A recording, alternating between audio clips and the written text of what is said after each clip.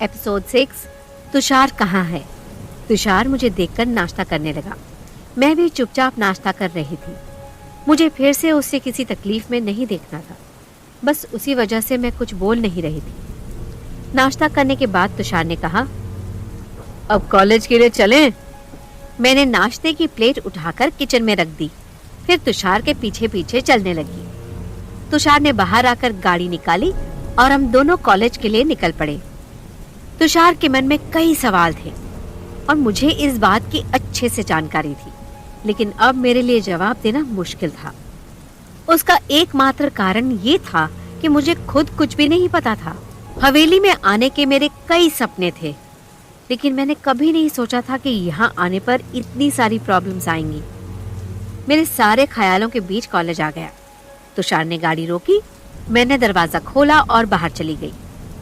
तुषार गाड़ी पार्किंग में खड़ी करके मेरे पास आया। उसने मेरा हाथ पकड़ लिया और फिर से वही सवाल पूछने लगा, क्या तुम्हें सच में कोई टेंशन है? तुम मुझे बहुत परेशान लग रही हो, ऐसा लगता है। मुझे तुषार की ये आदत पसंद थी। वो मेरा चेहरा देखकर ही मेरे मन की बात समझ जाता था, लेकिन इस बार ये मेरे लिए पॉसिबल नहीं था। मैं उसे सच बात नहीं बता सकती थी। मैंने क्लास की तरफ चलते चलते कहा, नहीं, मुझे कोई टेंशन नहीं है। तुम बेवजह ही परेशान हो रहे हो। अगर ऐसा कुछ होगा तो मैं तुम्हें खुद बता दूंगी। तुषार ने सिर हिलाया और मेरी बात मान ली। मैं तुषार को चाहकर भी कुछ नहीं बता सकती थी। मेरे लिए इससे ज्यादा गलत बात कुछ नहीं थी। मैंने अब थोड़े दिनों तक तुषार से दूर रहने का फैसला किया। अगर मैं उसके आसपास ना रहूं तो वो मुझसे कोई सवाल नहीं कर पाएगा। मेरे पास ऐसा करने के अलावा और कोई चारा भी नहीं था। हम दोनों क्लास में गए। हमारे सारे फ्रेंड्स हमारे पास आए। क्लास में कोई टीचर नहीं था, इस वजह से सब अपने तरीके से बातें कर रहे थे। मैंने अपनी सीट पर जाकर बुक खोली और बैठ गई। मैं लंबे समय से हॉन्टेड हाउस नाम की एक नॉवेल पढ़ रही थी।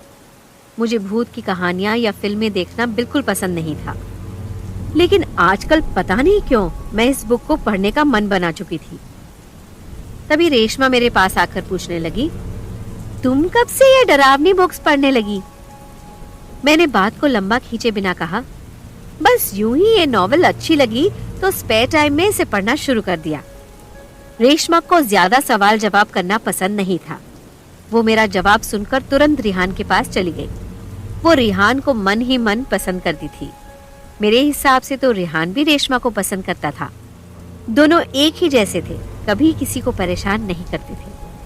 आज के 2 लेक्चर तो ऐसे ही निकल गए। एक लेक्चर के सर आए थे, उन्होंने भी कुछ खास नहीं पढ़ाया। कॉलेज का टाइम पूरा होते ही हम सब हवेली आने के लिए निकल गए। इस बार सब गाड़ी में ही जाने वाले थे। सब लोग गाड़ी में बैठ गए। रिहान ने गाड़ी चलाई। थोड़ी देर तक गाड़ी बिल्कुल ठीक ठाक चली। फिर अचानक हवेली से 1 किलोमीटर की दूरी पर गाड़ी रुक गई। तुषार ने गाड़ी से बाहर आकर देखा तो गाड़ी के पीछे के दोनों टायर पंक्चर हो चुके थे। तुषार ने हम सब की तरफ देखकर कहा, गाड़ी को ठीक होने में काफी टाइम लगेगा। तुम सब लड़कियां पैदल ही हवेली पर चली जाओ, हम गाड़ी ठीक करवा कर आ जाएंगे। मेरा मन उन लोगों को यहाँ छोड़कर जाने को बिल्कुल भी नहीं मान रहा था।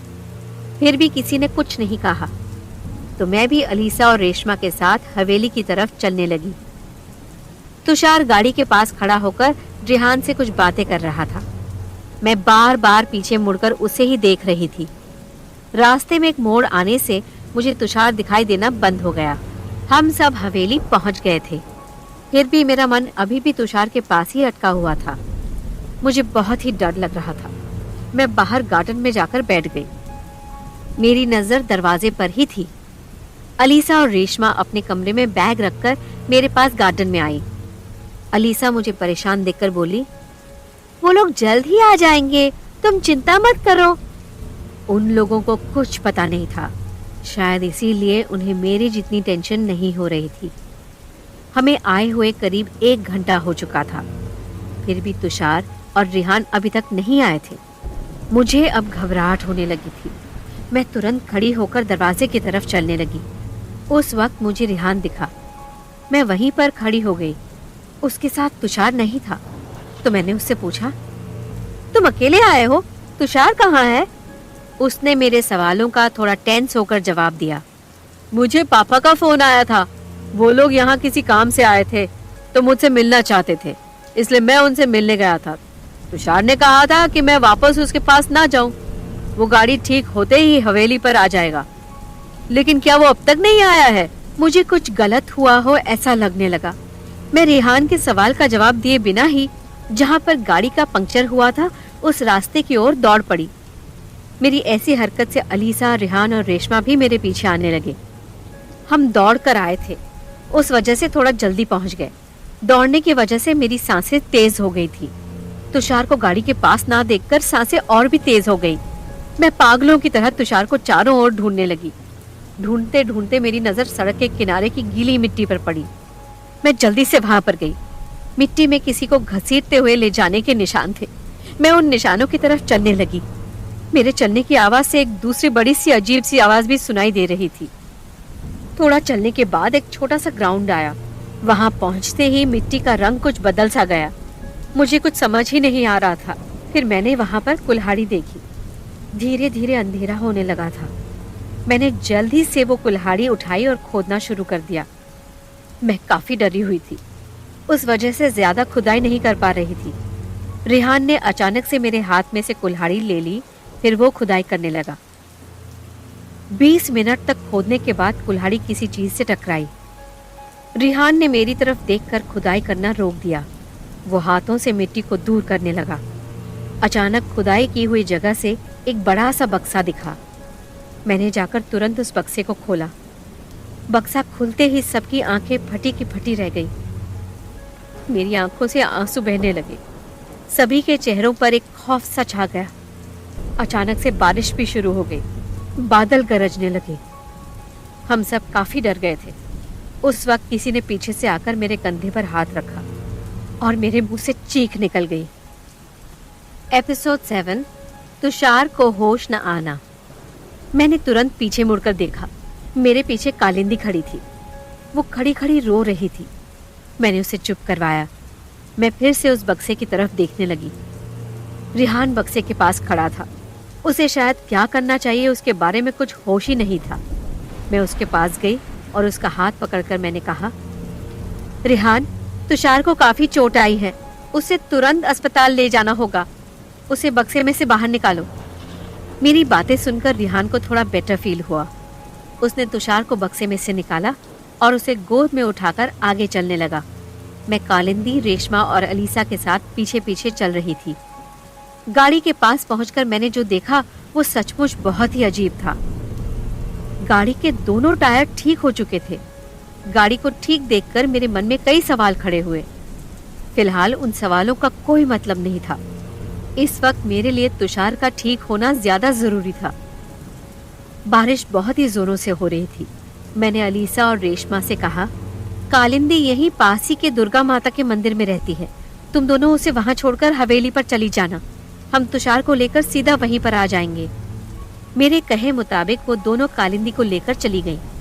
उनके मन में भी कई सवाल होंगे, लेकिन मुझे पता था कि कालिंदी को मैं कैसे जानती हूँ।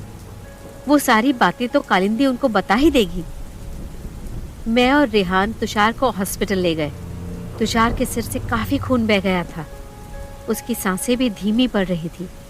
जिस बात का मुझे डर था वो सब ही हो रहा था। मैंने अघोरी बाबा के कहे मुताबिक तुषार को कुछ नहीं बताया था, फिर भी आज मेरी वजह से उसकी ये हालत थी। तुषार की सांसें बहुत धीमी पड़ गई थी। मैंने रेहान से कहा, रेहान, गाड़ी तेज चलाओ, तुषार की सांसें धीमी हो रही हैं। रेहान ने मेरी बातों का जवाब देते हुए कहा, बारिश बहुत तेजी से हो रही है, रास्ता भी कच्चा है, तो मैं इससे ज्यादा तेज नहीं चला पाऊंगा। रेहान की बात सही थी। फिर भी हम अगर वक्त रहते हॉस्पिटल ना पहुंचे तो तुषार को कुछ भी हो सकता था। मैंने गले में पहना हुआ दुर्गा माता का लॉकेट अपने हाथों में लिया और मन ही मन तुषार के ठीक होने की प्रार्थना करने लगी। कुछ देर बाद फाइनली हॉस्पिटल आ गया। हम तुषार को लेकर अंदर गए। हॉस्पिटल के डॉक्टरों ने तुषार की हालत देखकर तुरंत उसका इलाज शुरू कर दिया। मैं और रेहान बाहर बेंच पर बैठे थे। तुषार को अंदर गए 30 मिनट हो गए थे, फिर भी डॉक्टर्स की तरफ से हमें कोई जवाब नहीं मिल रहा था। मैं परेशान हो गई थी। एक नर्स को बाहर आते देख मैं उसके पास गई और उससे पूछा, तुषार को क्या हुआ है? वो ठीक तो हो जाएगा ना? नर्स ने मेरी बातों का कोई जवाब नहीं दिया। वो भी काफी परेशान लग रही थी। उसका चेहरा देखकर मैंने अंदाजा लगा लिया कि तुषार की हालत बहुत सीरियस थी। मैं वहीं कमरे के पास खड़ी रही। थोड़ी देर बाद डॉक्टर बाहर आए। उन्होंने मुझसे कहा, हमने तुषार को पूरी तरह से चेक किया, उसे कोई इंटरनल इंजरी नहीं हुई है, फिर भी पता नहीं क्यों वो होश में नहीं आ रहा है। डॉक्टर की बातें सुनकर मैं कुछ नहीं बोल पाई। मेरी आवाज मेरे गले में ही दब गई। मैं बोलना चाहती थी, फिर भी कुछ नहीं बोल पा रही थी। जैसे मेरी आवाज को कोई रोक रहा हो, मुझे ऐसा फील होने लगा था। रिहान आकर डॉक्टर से बात करने लगा। मैं जाकर एक कोने में खड़ी हो गई। डॉक्टर से बात करने के बाद रिहान ने मेरे पास आकर कहा, हम तुषार को कल हवेली पर ले जा सकते हैं, लेकिन डॉक्टर ने जैसा कहा वो अभी पूरी तरह से ठीक नहीं हुआ है। उसके एक भी बॉडी पार्ट में मूवमेंट नहीं है। वो कब होश में आएगा उसके बारे में किसी को कुछ पता नहीं चल पा रहा है। रिहान की बातें सुनकर मैं पूरी तरह से टूट गई थी। तुषार आज हॉस्पिटल के बेड पर था और मैं कुछ भी नहीं कर पा रही थी। मैं तुषार के पास जाकर बैठ गई और पूरी रात तुषार को देखकर पुराने दिन याद करती रही। रिहान कमरे के बाहर ही बैठा था। वो भी काफी परेशान लग रहा था। रिहान तुषार को अपना बड़ा भाई मानता था, तो जाहिर सी बात थी कि तुषार को इस हालत में देखकर उसे भी बहुत दुख हुआ होगा। तुषार को अभी भी होश नहीं आया था। मैं कमरे के बाहर रिहान के पास गई और मैंने उससे कहा, रिहान, मुझे पता है कि तुम तुषार की ये हालत देखकर काफी दुखी हुए हो, लेकिन इस वक्त हमें तुषार को ठीक करने के बारे में सोचना चाहिए। इस तरह टूट जाने से वो ठीक नहीं होगा। मेरी बातें सुनकर रिहान को थोड़ी हिम्मत मिली। उसने खड़े होकर कहा, मैं तुषार को ठीक करने के लिए कुछ भी कर सकता हूँ, लेकिन उसे ठीक करने का कोई तरीका पता हो तो हम कुछ कर पाएं। रिहान की ये बात भी सही थी। तुषार कोई गहरी चोट न आने के बावजूद ऐसे बेहोश था, तो उसे ठीक करने के लिए उसकी ये हालत कैसे हुई वो पता करना जरूरी था। अब इसके बारे में तो केवल एक ही इंसान बता सकता था। वो इंसान अघोरी बाबा थे। मैं और रेहान हॉस्पिटल की लॉबी में खड़े थे। उस वक्त वहां पर रेशमा और अलीसा कालिंदी को लेकर आई। मैं कालिंदी को वहां देखकर चौंक गई। मैं तुरंत अलीसा और रेशमा के पास गई और मैंने उनसे पूछा, तुम दोनों इसे यहाँ क्यों लेकर आई हो? मैंने तो तुम्हें इसे मंदिर में छोड़कर आने को कहा था ना। मेरी बातें सुनकर कालिंदी ने मेरा हाथ पकड़ा और बोली, ये दोनों तो मुझे मंदिर ही ले जा रही थी। मैंने ही इन्हें मुझे यहाँ लाने को कहा था। मुझे आपको तुषार भैया के बारे में कुछ बात बतानी है। तुषार का नाम सुनकर मुझे फिर से एक झटका लगा। भला कालिंदी को तुषार के बारे में मुझसे क्या बात करनी थी? ये सोचकर मैंने सबसे कहा, मैं कालिंदी के साथ बाहर कैंटीन में जाती हूँ। इसका यहाँ हॉस्पिटल में रहना ठीक नहीं है। मेरी बात सुनकर किसी ने कुछ नहीं कहा। सबको मुझ पर भरोसा था। मैं कालिंदी को लेकर कैंटीन में आ गई। मैंने उसे चेयर पर बिठाया, उसके लिए कुछ खाने को ऑर्डर किया। फिर मैं भी उसके सामने की चेयर पर बैठ गई। कालिंदी काफी डरी हुई थी। उसने खाने की तरफ देखा तक नहीं। मैंने धीरे से उसके हाथ पर हाथ रखा। मेरे छूने से भी वो थोड़ा सहम गई। कोई तो बहुत सीरियस बात थी जो कालिंदी इतनी बुरी तरह डर रही थी। इसी वजह से मैं उसे यहाँ बाहर लेकर आई थी। सबसे दूर वो थोड़ा खुलकर मुझसे बात कर पाती। कालिंदी आसपास देखकर मेरे सामने अजीब सी नजरों से देखने लगी। उसकी आंखों में डर साफ दिखाई दे रहा था। मैं अपनी जगह से खड़ी होकर कालिंदी के पास चेयर रखकर बैठ गई। मुझे अपने पास बैठा देखकर उसे थोड़ा सा बेटर फील हुआ। अब मैं जल्द से जल्द तुषार के साथ क्या हुआ उसके बारे में जानना चाहती थी। एपिसोड 8, काला साया। कालिंदी मुझसे जो कहना चाहती थी वो जानना मेरे लिए बहुत ज़रूरी था। मैंने कालिंदी से कहा, तुम अब बेझिझक मुझे सब बता सकती हो। कालिंदी ने मेरा हाथ पकड़कर बोलना शुरू किया, दीदी, मैं रोज की तरह उस रास्ते से मंदिर जा रही थी। उस वक्त मैंने तुषार भैया को वहाँ देखा। मैं उनके पास जा ही रही थी कि अचानक वहाँ कोई काला धुआं आने लगा। उसमें एक आकृति सी बनी। उसने तुषार भैया को जकड़ लिया। तुषार भैया कुछ बोले या कर नहीं पाए। फिर उस परछाई ने तुषार भैया के सिर पर मारा और वो बेहोश हो गए, तो उसने उन्हें घसीटते हुए वहाँ पर दफन कर दिया। उसकी बातें सुन मैं भी बहुत डर गई थी।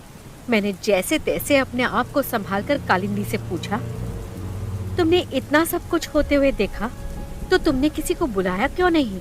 कालिंदी थोड़ा सा पानी पीकर आगे बताने लगी। मैं आपको बताने आ रही थी कि उस परछाई ने मुझे भी पकड़ लिया। फिर अचानक आप वहाँ आई और वो आपको देखकर वहाँ से गायब हो गई। कालिंदी की बातों ने मेरी मंजिल को एक अलग ही दिशा दी थी। अब वो परछाई कौन थी, बस यही जानना बाकी था। अघोरी बाबा ने कहा था कि मेरी लड़ाई शुरू हो चुकी है। अब धीरे धीरे सारे पन्ने खुलने लगेंगे। शायद ये परछाई मुझे मेरी मंजिल तक पहुंचाने का पहला पन्ना थी। मैं बिना टाइम वेस्ट किए कालिंदी को दुर्गा माता के मंदिर छोड़ आई। मैंने उसे मंदिर को छोड़कर कहीं भी जाने से मना कर दिया। कालिंदी के लिए मंदिर के अलावा कोई दूसरी सेफ जगह नहीं थी। मैंने जाते जाते पुजारी जी से कहा, आप कालिंदी को मंदिर के बाहर कहीं जाने मत देना। अभी मैं आपको कुछ ज्यादा बता नहीं पाऊंगी। आप अभी के लिए बस इतना समझ लीजिए कि कालिंदी को मंदिर के बाहर खतरा है। पुजारी जी ने मेरी बातों को ध्यान से सुना और बोले, तुम्हें कुछ बताने की जरूरत नहीं है, मैं सब जानता हूँ। अब माता की लीला शुरू हो गई है, तुम बस अपना ख्याल रखना।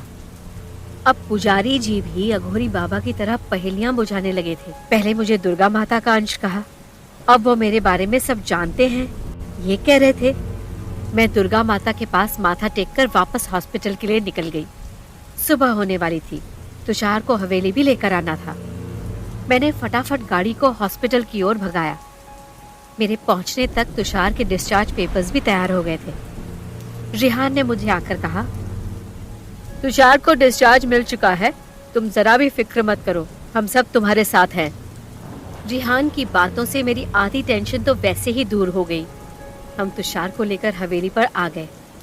अब तुषार का ख्याल कैसे रखना था, उसे कैसे ठीक करना था, ये सारी बातें तो मुझे अघोरी बाबा से ही पता लगानी थी। मुझे बस आज रात होने तक का इंतजार था। मैं तुषार को उसके कमरे में सुलाकर नीचे आई। काम वाली बाई कहीं नजर नहीं आ रही थी। मैंने उसे किचन में ढूंढा, वो वहां भी नहीं थी। शायद वो आई ही नहीं होगी। ऐसा सोचकर मैं रेहान के पास गई। रेशमा और रेहान बातें कर रहे थे। रेशमा ने रेहान से कहा, अंतरा अकेली ही सब कुछ कर रही है, हमें उसका साथ देना चाहिए। तुषार के साथ ये सब किसने किया, हमें उसका पता लगाना चाहिए। शायद कालिंदी से मिलकर हमें उस बारे में पता लग सकता है। रेशमा मेरे बारे में सोच रही थी। ये अच्छी बात थी। मेरे दोस्तों को मेरी फिक्र थी, लेकिन मैं तुषार को तो अपनी वजह से इन सब में घसीट ही चुकी थी। पर अब मैं बाकी सबको कोई नुकसान पहुंचता नहीं देख सकती थी। मैं तुरंत मंदिर के लिए निकल गई। मैं कालिंदी को रेशमा से मिलने नहीं दे सकती थी। गाड़ी की चाबी लेकर बाहर मैं निकल ही रही थी कि पुजारी जी मुझे हवेली के बाहर ही मिल गए। मैं किसी को बताए बिना उन्हें गार्डन एरिया में ले गई। गार्डन में पहुंचकर मैंने पुजारी जी से पूछा, आप इस वक्त यहाँ क्या कर रहे हैं? कालिंदी ठीक तो है ना? पुजारी जी ने मेरे सिर पर हाथ रखकर कहा, शांत हो जाओ बेटा, उसे कुछ नहीं हुआ है। मैं बस यहाँ तुम्हें इतना ही बताने आया था कि ये कोई पुलिस को बताने वाली बात नहीं है। ये भूत प्रेत का मामला है, तो जरा संभल कर रहना। इस हवेली में आने के बाद मेरा भूत प्रेत से भी सामना होगा, ये बात मैंने कभी सपने में भी नहीं सोची थी। फिर भी ये सब सच था। इस बात को मानने से मैं इनकार नहीं कर सकती थी। मैंने पुजारी जी से कहा, ये सारी बातें बताने के लिए आपका धन्यवाद, लेकिन आपको भी एक बात का ध्यान रखना होगा। कालिंदी से कहना कि उसने कल जो देखा वो बातें उससे कोई भी आकर पूछे तो उन्हें बताए नहीं, फिर वो चाहे मेरे दोस्त ही क्यों न हो। पुजारी जी मेरी बातों का मतलब समझ गए थे। उन्होंने सिर्फ सिर हिलाया और आशीर्वाद देकर चले गए। मैं तुरंत अंदर आई। सब लोग तुषार के कमरे में थे। वो लोग बहुत अच्छे से तुषार का ख्याल रख रहे थे। मैं तुषार के कमरे के बाहर खड़ी थी। उस वक्त मुझे कुछ अजीब सा एहसास हुआ। मैं अपने आप स्टोर रूम की तरफ खींची चली जा रही थी। स्टोर रूम के दरवाजे तक पहुंचने के बाद मेरे पांव अचानक से रुक गए। मैं दरवाज़ा खोलकर अंदर गई। अंदर बहुत अंधेरा था। मैंने लैंप का स्विच ऑन किया तो चारों तरफ उजाला हो गया, लेकिन मेरी जिंदगी में एक और काला साया मंडराने लगा। स्टोर रूम के फर्श पर कामवाली बाई सुलोचना खून से लथपथ पड़ी हुई थी। उसके सिर पर भी वैसी ही चोट थी जैसी तुषार के सिर पर थी, लेकिन चौंकने वाली बात तो ये थी कि सुलोचना अभी भी होश में थी और तुषार का इतना इलाज करवाने के बाद भी उसे होश नहीं आ रहा था। मैं सुलोचना के पास गई। वो मेरे किसी भी सवाल का जवाब दे सके वैसी उसकी हालत नहीं थी। मैंने किसी को बताए बिना हवेली के बाहर जो नौकरों के रहने के लिए एक छोटा सा घर था उसे वहां लेकर चली गई। वहां जाकर मैंने डॉक्टर को फ़ोन करके बुला लिया। डॉक्टर ने भी तुरंत उसका इलाज शुरू कर दिया। किसी को कोई शक ना हो इसलिए मैं हवेली के अंदर चली गई। सब बाहर हॉल में बैठे थे। मैं जाकर उनके पास बैठ गई। फिर मैंने रेशमा से पूछा, तुषार को होश आया? रेशमा ने हताश होकर कहा, नहीं। मैं भी हताश हो गई। मुझे एक ही बात परेशान कर रही थी। तुषार और सुलोचना को एक ही जैसी चोट लगी थी। इसका मतलब साफ था कि दोनों पर किसी एक आत्मा ने ही वार किया था। फिर भी सुलोचना होश में थी तो तुषार को अब तक होश क्यों नहीं आया था? मुझे ख्यालों में खोया देखकर अलीसा ने कहा, तुम परेशान मत हो, तुषार जल्द ही ठीक हो जाएगा। मैंने पापा से बात की है, वो आज रात को मुंबई के सबसे बड़े डॉक्टर के साथ हमारी बात करवाएंगे। वो पक्का तुषार को ठीक कर देंगे। अलीसा को तुषार की चिंता थी। ये उसकी बातों में ही नजर आ रहा था। एपिसोड 9, डरावनी आवाज। सब लोग तुषार की चिंता कर रहे थे, लेकिन वो लोग इसमें कुछ नहीं कर पाएंगे। ये बात मुझे अच्छे से पता थी। मैं चुपचाप अपने कमरे में चली गई। कबर्ड से टॉवल निकाल के मैं बाथरूम में घुस गई। बहुत देर तक मैं शावर ऑन कर उसके नीचे खड़ी रही। पानी से शरीर साफ होता है, लेकिन मन के विचार तो मन में ही रह जाते हैं। इस बात को मैं अच्छी तरह जानती थी। फिर भी मैं घंटों तक शावर के नीचे खड़ी रही। करीब 1.5 घंटे के बाद मैं बाथरूम से बाहर आई। बाहर आकर मैं आईने के सामने खड़ी हो गई। आईने में देखते देखते मेरा ध्यान दुर्गा माता के लॉकेट पर पड़ा। पुजारी जी के कहे मुताबिक मैं दुर्गा माता का अंश थी। तो फिर मैं तुषार को ठीक क्यों नहीं कर पा रही थी? मुझे अपने आप से नफरत होने लगी। मैं मम्मी पापा को तो खो चुकी थी, पर अब तुषार को खोना नहीं चाहती थी। शाम होने को आई थी। अब जो पन्ना खुला था उसके बारे में पूरी बात पता करने का वक्त बहुत नजदीक आ रहा था। मैं तैयार होकर तुषार के कमरे में गई। उसकी हालत में जरा सा भी सुधार नहीं आया था। मुझसे अब उसे ऐसी हालत में देखना पॉसिबल नहीं था। मैं वापस अपने कमरे में आ गई। 8 बज गए थे। मुझे लगा कि सब अपने कमरों में चले गए होंगे, लेकिन उस वक्त अलीसा मेरे कमरे में आई। उसने आकर मुझसे कहा, मेरी डॉक्टर से बात हो गई है। वो 2 दिन बाद रामपुर ही आ रहे हैं। हम सब तुषार को उनके पास ले जाएंगे। मैंने अलीशा को खुश देखकर वो दुखी ना हो इसलिए उससे कहा, ठीक है, हम जरूर जाएंगे। अब तुम सो जाओ। अलीसा जाने के बजाय मेरे पास मेरे बेड पर आकर लेट गई और फिर बोली, सोने ही तो आई हूँ। मैं उसकी बात समझ गई थी। मैं तुषार की हालत की वजह से परेशान होकर अच्छे से सो ना पाऊं, इस वजह से वो मेरे कमरे में सोने आई थी। अब शायद आज मुझे तुषार को ठीक करने का रास्ता पता नहीं चल पाएगा। मेरे दुखी होने के बावजूद अलीसा को बुरा ना लगे इसलिए झूठी मुस्कान का नकाब पहनकर उसके साथ सो गई। पूरे दिन की थकावट की वजह से आंखें बंद करते ही मुझे नींद आ गई। रात काफी हो चुकी थी। मुझे प्यास लगी। मैंने पानी पीने के लिए बोतल उठाई, पर उसमें पानी ही नहीं था। मैं पानी पीने के लिए नीचे किचन में जाने लगी। पानी पीकर आते वक्त मैं एक बार तुषार के कमरे में गई। वो वैसे ही लेटा हुआ था। मैं उसके पास जाकर बैठ गई। मेरी आंखों से कब से रोके हुए आंसू बहने लगे। मैं तुषार के हाथ पर अपना सर रखकर रो रही थी कि अचानक से मुझे ऐसा लगा कि तुषार के शरीर में हलचल हुई। मैंने खड़े होकर देखा, पर ऐसा कुछ नहीं हुआ था। तुषार वैसी ही हालत में बेड पर लेटा हुआ था। मुझे बहुत दुख हुआ। मैं बाहर गार्डन में जाकर बैठ गई। गार्डन में आकर बैठे मुझे बस थोड़ी ही देर हुई थी तभी मुझे हवेली के मेन गेट पर किसी की परछाई दिखाई दी। मैं धीरे धीरे दरवाजे के पास गई। दरवाजे तक पहुंचने पर मुझे वहां कुछ नहीं नजर आया। मैं वापस हवेली के अंदर जा ही रही थी कि तभी किसी ने पीछे से मेरे कंधे पर हाथ रखा। मेरी सांसें तेज हो गई। इतनी रात को कौन होगा, ये सोचकर ही मैं घबरा गई थी। मेरे पीछे देखने की हिम्मत ही नहीं हुई। मैं मूर्ति बनकर बिना हिले खड़ी हो गई। अचानक पीछे से आवाज आई, डरने की कोई जरूरत नहीं है। तुषार को ठीक करना हो तो कल उसे दुर्गा माता के मंदिर ले जाना। मुझे आवाज जानी पहचानी लगी। मैंने पलटकर देखा, पीछे अघोरी बाबा खड़े थे। मैं उनके पास नहीं जा पाई, इसलिए वो ही यहाँ पर चले आए। उन्हें तुषार के बारे में पता था, वो सब कुछ जानते थे, लेकिन मुझे सिवाय पहेलियों के कुछ नहीं बता रहे थे। मैंने अघोरी बाबा से पूछा, मंदिर क्यों? यहाँ हवेली पर ही तुषार ठीक नहीं हो सकता? उन्होंने अपनी छोटी आंखों को बड़ा और डरावना बनाने के लिए आंखों के चारों ओर कुछ लाल और काले रंग से घेरा बनाया था। उसके बीच छिपी हुई छोटी आंखों को थोड़ा बड़ा करते हुए गहरी आवाज में उन्होंने कहा, मंदिर से सुरक्षित जगह और कोई नहीं है। तुम में हिम्मत हो या तुषार को खोना चाहती हो तो यहीं हवेली पर तुम सब कोशिश कर सकती हो, लेकिन तुम्हारी कोशिशों के बीच तुषार को कुछ हो जाए तो फिर मेरे पास मत आना। अघोरी बाबा काफी गुस्से में दिखाई दे रहे थे।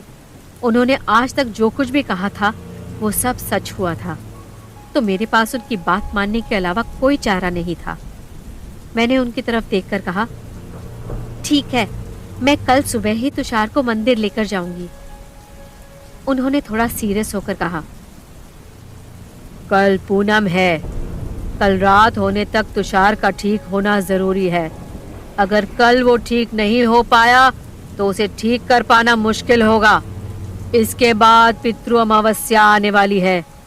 वो दिन तुषार के लिए बड़ा कठिन साबित हो सकता है। अघोरी बाबा की बातें काफी डरावनी थी। पता नहीं कल क्या होने वाला था। अघोरी बाबा मुझे वार्न करके चले गए। मैं वापस हवेली में जाने लगी। अलीसा या किसी और को कुछ पता चले उससे पहले मैं अपने कमरे में आकर सो गई। अलीसा गहरी नींद में थी। सुबह होने में काफी टाइम बाकी था। मैं भी कंबल ओढ़कर सो गई। आंखें बंद करते ही मुझे तुषार और सुलोचना का खून से लथपथ शरीर दिखाई देने लगा। मैं उसी वक्त आंख खोलकर बिस्तर पर बैठ गई। अलीसा की नींद खराब ना हो उस वजह से मैं वहीं पर बैठी रही। सुबह होते ही जब मेरे चेहरे पर सूरज की रोशनी पड़ी तब मेरी आंखें खुली। मैं बैठे बैठे ही सो गई थी। मुझे कब नींद आ गई वो मुझे पता ही नहीं था। मैंने बेड की दूसरी तरफ देखा। अलीसा उठकर चली गई थी। मैं भी नहाकर तैयार होकर नीचे गई। सब तैयार होकर तुषार के कमरे में बैठे थे। आज सुबह का नाश्ता भी वहीं टेबल पर रखा हुआ था। मुझे आता देख अलीसा ने कहा, तुम सो रही थी तो मैंने उठाया नहीं। आज रिहान के कहने पर हमने यहीं पर नाश्ता करने का सोचा। आओ तुम भी नाश्ता कर लो। मेरा नाश्ता करने का बिल्कुल भी मन नहीं था। मुझे जल्द से जल्द तुषार को लेकर मंदिर जाना था, लेकिन मैं अगर नाश्ता नहीं करती तो वो लोग भी नाश्ता नहीं करते। फिर उनको कॉलेज जाने में देर हो जाती। उस वजह से मैं भी उनके साथ नाश्ता करने बैठ गई। रिहान नाश्ता करते करते कहने लगा, आज मैं कॉलेज नहीं आऊँगा। तुम दोनों अंतरा की एक्टिवा लेकर कॉलेज चले जाना। गाड़ी तुषार के ठीक होने तक हवेली में ही रखेंगे ताकि कोई इमरजेंसी हो तो गाड़ी हमारे काम आ सके। रिहान की बातों ने मुझे सोचने पर मजबूर कर दिया। अगर वो कॉलेज नहीं जाएगा तो मैं तुषार को मंदिर कैसे ले जा पाऊंगी? ये बात मुझे परेशान करने लगी। मुझे उन सब लोगों को कैसे भी करके कॉलेज भेजना ही था। उनके रहते मैं तुषार को मंदिर नहीं ले जा सकती थी। एपिसोड 10, पूजा और मंत्र। रिहान की बात मानकर अलीसा और रेशमा कॉलेज चली गईं। रिहान हवेली पर ही रुक गया। मैं अपने कमरे में आकर तुषार को मंदिर कैसे ले जाऊं, उस बारे में सोचने लगी। अचानक एक ख्याल आते ही मैं रेहान के पास गई। रेहान तुषार के कमरे में लैपटॉप लेकर बैठा था। मैंने उसके पास जाकर कहा, रेहान, किचन का कुछ सामान खत्म हो गया है, क्या तुम जाकर ले आओगे? उसने तुरंत कहा, हाँ जरूर ले आऊंगा, तुम बस सामान की लिस्ट दे दो। मैंने सामान की लिस्ट रिहान के हाथ में थमा दी। रिहान कभी किसी काम के लिए मना नहीं कर पाता था। आज बस मैंने उसी बात का फायदा उठाया। मैंने जो किया वो गलत था, लेकिन तुषार ठीक हो जाएगा तो रिहान भी खुश ही होगा, ये बात मुझे अच्छे से पता थी। रिहान जैसे ही हवेली से निकला, मैंने सुलोचना ताई की देखभाल के लिए रखे डॉक्टर को हवेली पर बुलाया। मैंने उनकी मदद से व्हील चेयर मंगवाई थी। उनके आते ही मैंने तुषार को व्हील चेयर पर बिठाया। उन्होंने ये सब होता देखकर मुझसे पूछा, आप इनको इस हालत में कहाँ लेकर जा रही हैं? वो डॉक्टर थे, शायद वो मेरी बात समझ नहीं पाएंगे। ऐसा सोचकर मैंने कहा, यहीं पास ही के गार्डन में लेकर जा रही हूँ। खुली हवा में रहकर शायद इनकी हालत में कुछ सुधार आ जाए। डॉक्टर को मेरी बातों पर यकीन हो गया था, इसलिए उन्होंने मुझसे आगे कोई सवाल नहीं किया। उनकी मदद से मैंने तुषार को गाड़ी में बिठाया। व्हील चेयर को गाड़ी की डिक्की में रखा। डॉक्टर सुलोचना ताई के पास चले गए। मैंने गाड़ी को मंदिर की तरफ भगाया। दोपहर होने में सिर्फ 3 घंटे बाकी थे। आज सुबह से बादल छाए हुए थे, उसकी वजह से अभी से अंधेरा छा गया था। मैंने गाड़ी की स्पीड बढ़ाई और थोड़ी ही देर में मैं मंदिर पहुंच गई। मैंने पीछे से व्हील चेयर निकाली, उस पर तुषार को बिठाकर मंदिर के अंदर चली गई। मंदिर के अंदर पुजारी जी एक हवन कुंड तैयार करके बैठे थे। इन सब तैयारियों को देखकर ऐसा लग रहा था कि पुजारी जी को मेरे आने का पता था। मुझे देखकर पुजारी जी ने कहा, इस हवन कुंड में आग जलाओ, 1 घंटे तक मंत्र जाप करने हैं, उसके बाद ये लॉकेट तुषार को पहना देना। पुजारी जी ने जैसा मैंने पहना था वैसा ही एक लॉकेट मेरे हाथ में रखा। मैं उस लॉकेट को देख रही थी। पुजारी जी ने मुझे बैठने के लिए एक आसन दिया और मैं उस पर बैठ गई। वो भी मेरे सामने कुंड की दूसरी तरफ बैठ गए। उन्होंने मुझे हवन कुंड प्रज्वलित करने को कहा। मैंने पुजारी जी के कहे अनुसार ही सब कुछ किया। फिर उन्होंने मुझे एक मंत्र लिखा हुआ कागज़ दिया। मैंने उस मंत्र का जाप करना शुरू कर दिया। जैसे जैसे मैं मंत्र जाप करती गई, बाहर का माहौल बहुत अजीब होने लगा। बादल गरजने लगे। अचानक से घना अंधेरा छा गया। बिजली जोरों से कड़कने लगी। मैंने एक नज़र अपनी कलाई पर पहनी हुई घड़ी की तरफ देखा। मंत्र जाप में अब बस 10 मिनट ही बाकी थे। मैं दुर्गा माता से बस यही मांग रही थी कि बस आज तुषार कैसे भी करके ठीक हो जाए। आखिरकार दुर्गा माता ने मेरी प्रार्थना सुन ली। मंत्र जाप अच्छे से पूरा हो गया। पुजारी जी ने दुर्गा माता का दूसरा लॉकेट मेरे हाथ में रखा। फिर उन्होंने कहा, अपने गले से लॉकेट निकालकर उसे इस लॉकेट के साथ रख दो। फिर उसे ये वाला मंत्र बोलते बोलते 5 बार गंगा जल से धोकर कुमकुम लगाकर एक लॉकेट तुषार को पहना देना।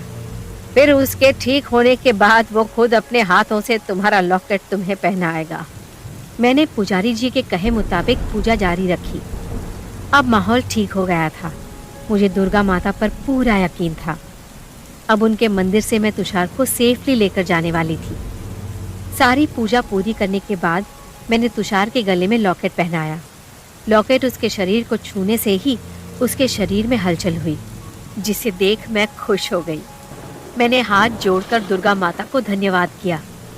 उसके साथ ही तुषार होश में आकर मेरे सामने खड़ा हो गया। मैंने तुरंत उसे गले लगा लिया। मेरे गले लगाते ही तुषार मुझसे बोला, लगता है अब तुम्हें भी मुझसे प्यार हो ही गया। तुषार अभी भी प्यार की बात पर ही अटका हुआ था। उसकी बातें सुनकर मुझे भी हंसी आ गई। वो भी मेरे सामने देखकर हंसने लगा। पुजारी जी ने तुषार के हाथ में दुर्गा माता का लॉकेट दिया और कहा, से अंतरा बिटिया के गले में पहना दो। तुषार ने पुजारी जी के हाथ से लॉकेट लेकर मेरे गले में पहना दिया। उसने जैसे ही मेरे गले में लॉकेट डाला, बाहर बारिश शुरू हो गई। लेकिन इस बार बारिश होने से भी माहौल शांत था। ऐसा लग रहा था जैसे साक्षात दुर्गा माता ने ही बारिश करवाई हो। मैं और तुषार दुर्गा माता का आशीर्वाद लेकर हवेली पर जा रहे थे। उस वक्त सीढ़ियाँ उतरते वक्त मैंने सामने रेहान को देखा। वो गाड़ी के पास खड़ा था। तुषार को ठीक देखकर उसने तुरंत पूछा, तुम दोनों यहाँ क्या कर रहे हो? और ये तुषार कैसे ठीक हो गया? रेहान का सवाल सुनकर एक पल के लिए तो मुझे लगा कि रेहान को अब सब बताना ही पड़ेगा। उस वक्त तुषार ने कहा, अंतरा ने मेरे लिए पुजारी जी को कहकर एक पूजा रखी थी। बस उसी पूजा की वजह से मैं ठीक हो गया और डॉक्टर मेरा चेकअप करने आए थे तो उन्होंने मुझ में थोड़ा सुधार होता हुआ देख मुझे इंजेक्शन लगाया। बस इन्हीं दोनों चीज़ों ने मुझ पर असर कर दिया, इसलिए हम दोनों यहाँ दर्शन करने आए थे। तुषार ने रिहान को इतने अच्छे से समझाया था कि उसने आगे कोई सवाल ही नहीं किया। लेकिन तुषार ने झूठ क्यों बोला, ये बात मेरी समझ में नहीं आई। क्या उसे सब कुछ पता चल गया था? इस बात का डर मुझे सताने लगा। मुझे ख्यालों में खोया देख तुषार ने कहा, सबको परेशान करना ठीक नहीं है, इसलिए मैंने झूठ कहा। लेकिन अब तुम्हें मुझे सारी बातें सच सच बतानी पड़ेगी। तुषार को कुछ पता नहीं था, उस बात की मुझे तसल्ली थी। लेकिन अब उसे पता चल गया था कि मैं उससे कुछ तो छिपा रही हूँ, तो अब मुझे उसे सच बताना ही पड़ेगा। ये बात तो तय थी। तुषार और रिहान गाड़ी में बैठ गए। मैं अभी तक मंदिर की सीढ़ियों पर ही खड़ी थी। उस वक्त वहाँ कालिंदी आई। उसने मुझे एक कागज़ दिया। कागज़ देकर वो चली गई। मैं अभी तक वहीं पर खड़ी थी तो तुषार ने गाड़ी में बैठे बैठे मुझे आवाज़ दी, अब आकर गाड़ी में बैठ जाओ, अलीसा और रेशमा हवेली पर आ गई होंगी, हमें उन्हें सरप्राइज देना है। तुषार की बातें सुनकर मैं उस कागज़ को अपने पर्स में रखकर गाड़ी में बैठ गई। रिहान ने गाड़ी को हवेली की ओर चलाया। तुषार मेरे सामने ही देख रहा था। कई दिनों से उसके मन में कई सवाल थे और वो अब उन सवालों के जवाब लिए बिना चैन की सांस नहीं लेने वाला था। हवेली पहुंचकर रिहान ने गाड़ी रोकी। हम सब गाड़ी से बाहर निकलकर हवेली के अंदर गए। रेशमा और अलीसा हवेली के दरवाजे पर ही खड़ी थी।